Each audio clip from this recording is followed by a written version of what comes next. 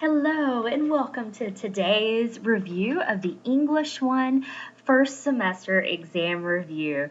You are taking the first step to make sure that you successfully complete the course by reviewing for your exam today. Before we get started, make sure that you're taking notes on today's video.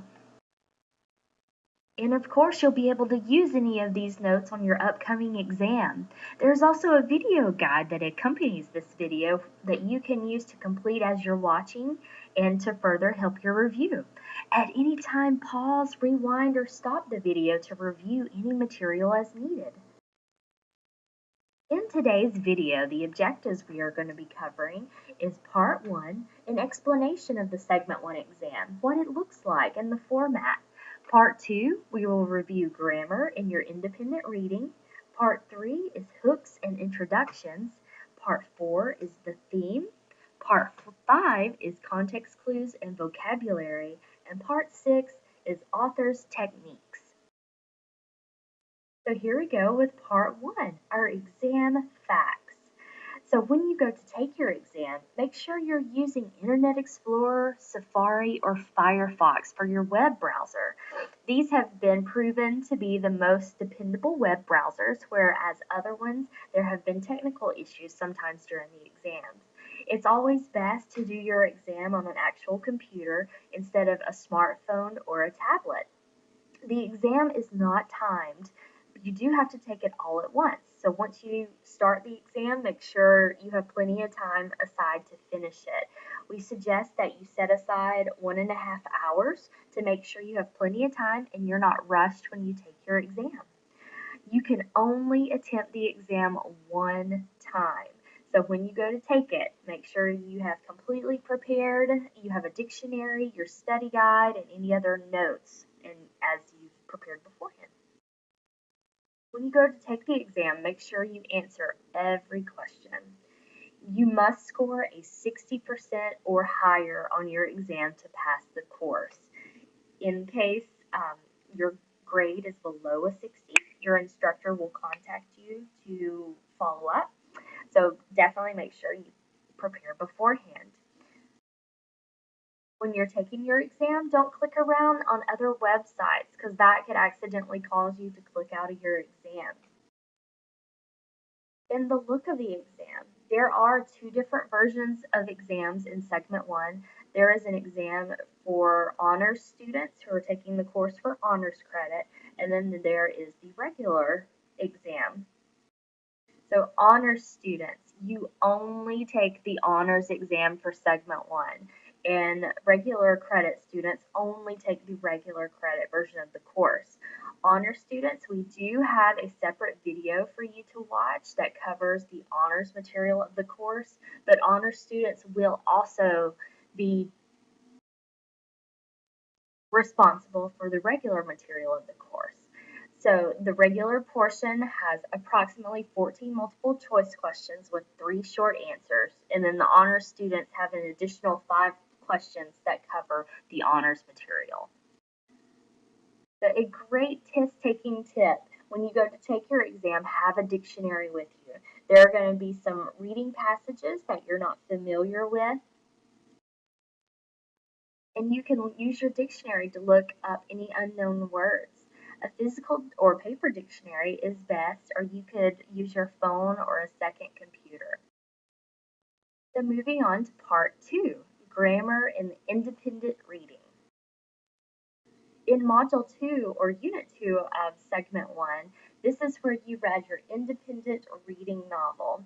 And there were the 10 selections that you had to choose from. Now is the Time for Running, Life of a Slave Girl, Tasting the Sky, The Red Umbrella, Of Beetles and Angels, In the Time of the Butterflies, The Boy from Baby House 10, Tuesdays with Maury, The Boy in the Striped Pajamas, and I Am Jude, age 10 and divorced. On your exam, you will have a short answer question where you're asked to talk about your novel and talk about the conflicts, a summary of the story, the protagonist and antagonist. So make sure that you review your novel and you can provide examples from the story to support your answer. With our first example of grammar, we're going to see on the exam how to properly use the colon. Use a colon if you have a complete sentence that comes before your quotation. And our example here in yellow, where the pointer is, Simon and Garfunkel's use of a simile creates a dreary image. And then our colon. And then the quote is, but my words like silent raindrops fell. Our second example is to use the colon after a complete sentence to introduce a list of items when introductory words such as namely, for example, or that is do not appear. Our example in yellow, you may not be required to bring many items, colon, and then here's our list, sleeping bags, pans, and warm clothing. And then our second example, I want the following items, colon, butter, sugar, and flour.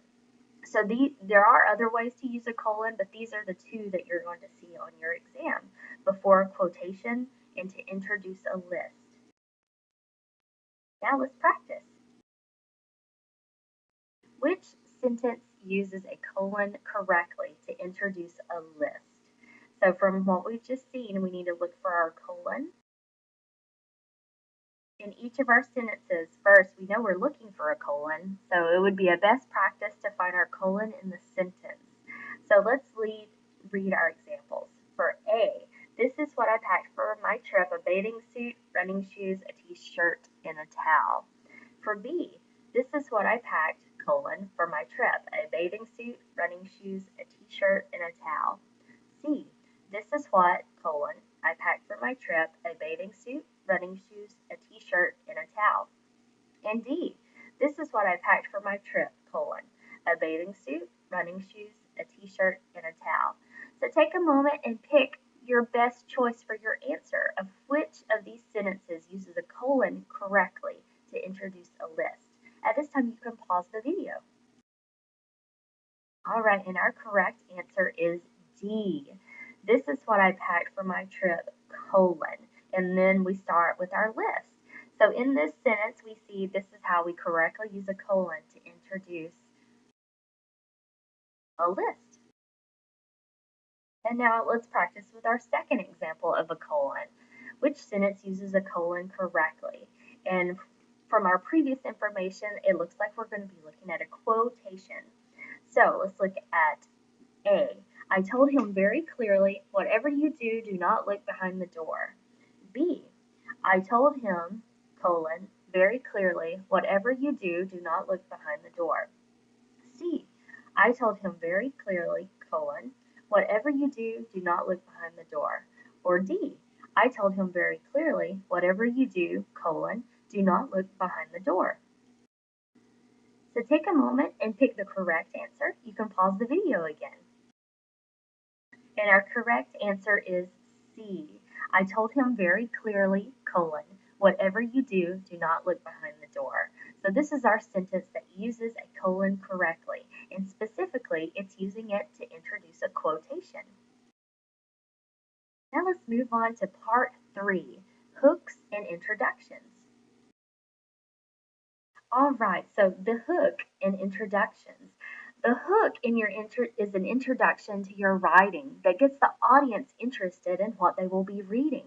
You usually see your hook in the very beginning of your introductory paragraph.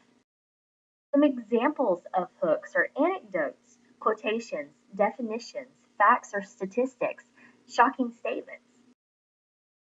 On the following page, we are going to look at different examples of hooks. And on your handout, you can note which of these examples you feel are examples of good hooks that you would use in your paper or bad hooks. So here is our list of hooks. For number 1, our first example, and what we're going to do is notate which of these 5 hooks you think is a good hook and which one is a bad hook. Number 1, in this essay I will talk about. And each of these for your hooks, picture this is what you're using to start your essay with. Number 2, on a dark and stormy night. Number 3, Jack Sparrow said, the problem is not the problem is your attitude about the problem. Number 4, the dictionary defines. And number 5, throughout history people have. Now take a moment and pause the video and select which of these 5 hooks do you feel is a good hook or a bad hook. Now let's look at our hooks. Number 2 and number 3 are examples of very good hooks to use. Number 2 on the dark and stormy night. This begins your paper in a very interesting way to get your reader interested in what you're writing about. Number 3, this is an example of a quotation to use for your hook. Numbers 1, 4, and 5 are not very strong hooks that the readers would not be grabbed and hooked into your writing. So again, the very best examples of hooks to use are anecdotes, quotations, definitions, facts or statistics, or shocking statements. Now let's practice. Which of the following would be the best introductory sentence for an essay on lions? Note that the question asks for the best example. So some of these, A, B, C, or D, could be correct answers, but we're looking for the best one. And on your exam, instead of seeing the word hook, you'll also see the word introductory sentence. So let's take a look at our examples. A, Elizabeth Kinney said, "It's better to be a lion today than a sheep your whole life." B, lions are amongst the biggest predators in the jungle. C, lions are omnivores and prey off of other animals in the wild. Or D, a lion can grow to weigh over 500 pounds. Take a moment and pause the video. Which of these would be the best introductory sentence for an essay on lions? So our answer would be A. Elizabeth Kinney said, "It's better to be a lion today than a sheep your whole life." There are other correct answers, but this is the best answer for an introductory sentence for an essay on lions. Part 4, theme. The theme is the message of a work, and it's not the subject. The theme explains what the story teaches the reader. So let's remember, the theme is not one word such as friendship, peace, heartbreak, or disappointment. The theme should be stated in a complete sentence, such as, "Friendship helps us through all stages of life. Although conflicts surround us, peace is something that all humans desire." Or, "Heartbreak, while difficult, can be an opportunity to grow emotionally." Or, "Disappointment can cause us to become bitter and angry." And in a text can have multiple themes. So you can ask yourself to set up your theme. What happens in the text? Why is this included in the story? And then finally, what is the message? So let's take a look at Little Red Riding Hood. What would you say is the theme in this story? A possible theme in Little Red Riding Hood would be never speak to strangers. The theme does not sum up what happened in the story. This statement explains what the story teaches the reader. The theme identifies the author's message. Now let's practice. Read the fable and use supporting evidence from the story to identify its theme. Answer in a minimum of 3 complete sentences. So this is an example of what you will be completing on your exam. So let's read our fable. A shepherd boy who watched a flock of sheep near a village brought out the villagers 3 or 4 times by crying out, "Wolf, wolf," and when his neighbors came to help him, laughed at them for their pains. The wolf, however, did truly come at last. The shepherd boy, now really alarmed, shouted in an agony of terror, "Pray do come and help me. The wolf is killing the sheep." But no one paid any heed to his cries, nor rendered any assistance. The wolf, having no cause of fear, at his leisure, lacerated or destroyed the whole flock. So let's take a look at this fable. What is the theme that we have just read? So you can ask yourself the questions. What happens in the text? Why is this included in the story? And what is the message? So look back at our question. You're going to identify the theme, answer in a minimum of 3 complete sentences, and use evidence from the fable to support your answer. So go ahead and take a moment and pause the video and go ahead and write your answer for this question. All right, so an example answer could be the theme of this fable could be when you lie, people will not believe you when you tell the truth. In the fable, we see that the boy falsely cried wolf and tricked the villagers into coming to help him. But when the wolf came for real, no one believed the boy's cries for help. In this response, we can see that we have identified the theme of the fable. It's a minimum of 3 sentences, and there is evidence from the text to support your answer. Let's move on to part 5, context clues and vocabulary. We are going to look at The Decision to Go to the Moon by John F. Kennedy. On your exam, you will be given an excerpt and be asked to analyze it. So let's take a look at our example. But why, some say, the moon? Why choose this as our goal? And they may well ask, why climb the highest mountain? Why 35 years ago fly the Atlantic? Why does Rice play Texas? We choose to go to the moon. We choose to go to the moon in this decade and do the other things not because they are easy, but because they are hard, because that goal will serve to organize and measure the best of our energies and skills. Because that challenge is one that we are willing to accept, one we are unwilling to postpone, and one which we intend to win, and the others too. So now let's look at a couple of analyzation points of this reading. One quote, there is no strife, no prejudice, no national conflict in outer space as yet. Its hazards are hostile to us all. When we see this, what does Kennedy mean when he says us all? Who is he referring to? What is the purpose of this sentence? When Kennedy says us all, he's referring to all people, all Americans.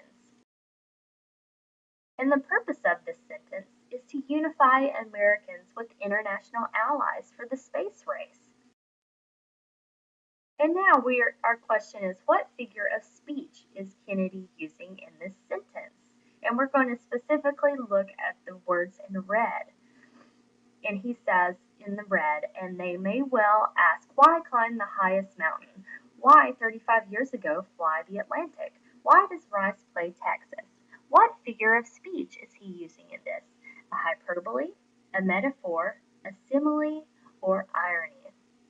Take a moment and pause the video and determine your answer. So the correct answer is a hyperbole. A hyperbole is an exaggerated statement or claim that is not supposed to be taken seriously. So in this example, Kennedy is saying, why climb the highest mountain? Why 35 years ago fly the Atlantic? Why does Rice play Texas? So he is making several exaggerated statements. And on to our next example. But I do say that space can be explored and mastered without feeding the fires of war, without repeating the mistakes that man has made in extending his writ around the globe. First of all, what effect does the phrase feeding the fires of war have on the reader? What word could we use instead of writ? Which word or which would mean the same thing and keep the tone of the sentence the same? So first, let's look at feeding the fires of war. What effect does this phrase have on the reader? The effect here is to see how healthy competition can be with America against the other world, and this competition can be obtained without causing conflict. And now let's look at the word writ. What is another word we could use instead of writ that would mean the same thing and not change the sentence? So we're looking for synonyms. So some examples of words we could use instead of writ could be command or rule. These mean that these are synonyms of writ and it doesn't change our sentence. In our last example, our question says, reread this phrase because that challenge is one that we are willing to accept. To what does that challenge refer? So let's read the whole excerpt. We choose to go to the moon in this decade and do the other things, not because they are easy, but because they are hard, because that goal will serve to organize and measure the best of our energies and skills, because that challenge is one that we are willing to accept, one we are unwilling to postpone, and one which we intend to win and the others too. So, because that challenge is one that we are willing to accept, what is Kennedy referring to? The challenge that Kennedy is referring to is the goal of being the first man on the moon. Now let's look at part 6, authors' techniques. Authors use different techniques to create effects in their stories, such as mystery, tension, and surprise, and these things help shape the plot. We also call authors' techniques plot structures. So here are some examples. A flash forward. This is where the author interrupts the regular flow of the story to show a glimpse of something that will happen in the future. A flashback. This is where the author breaks the current narrative to give important information or details from the past in order to provide the reader insight into the character and events. We also see a dream sequence. It's a break from the main narrative used to show a character's dreams. In medias res, it's Latin for in the middle of things. This is when an author starts the story in the middle of the rising action or conflict instead of with the exposition. So this is the verbiage you're going to see, author's techniques, and it means the same as plot structures. So let's practice. This passage demonstrates one of the plot structures we just reviewed. Which one does it demonstrate? So we see, "Wolf, wolf," cried the boy, but nobody came. As the beast descended upon the herd, the boy watched in fear. His precious sheep were masticated by the fearsome wolf, but none of the villagers would come. "If only I hadn't cried wolf before," thought the boy, "I could have saved my precious flock." So in this example from our fable, what of the 4 author's techniques or plot structures do we see? A, a parallel plot, B, in medias res, C, a dream sequence, or D, a flashback. Take a moment and pause the video to determine which one. So our example, this is an example of in medias res. Our fable starts in the middle of the action. In red, we can see where our story begins with, "Wolf, wolf," cried the boy, but nobody came. Now, congratulations! We've just completed the Segment 1 exam review. So what should you do now? Make sure, again, when you go to take your exam, that you are taking the correct exam. Regular students, you will only be completing the 3.15 Segment 1 exam.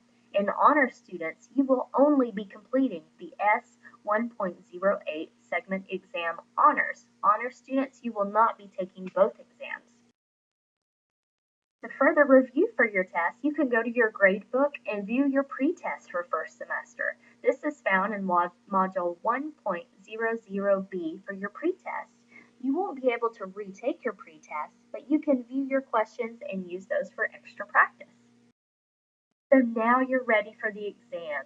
Make sure that you have submitted all of your assignments in Segment 1, and this includes your collaboration. Study your exam review handout and any other materials from first semester. Contact your instructor for the exam password and prepare to take the exam and do a fantastic job. So congratulations, you have completed your exam review. If you have any further questions, please contact your instructor.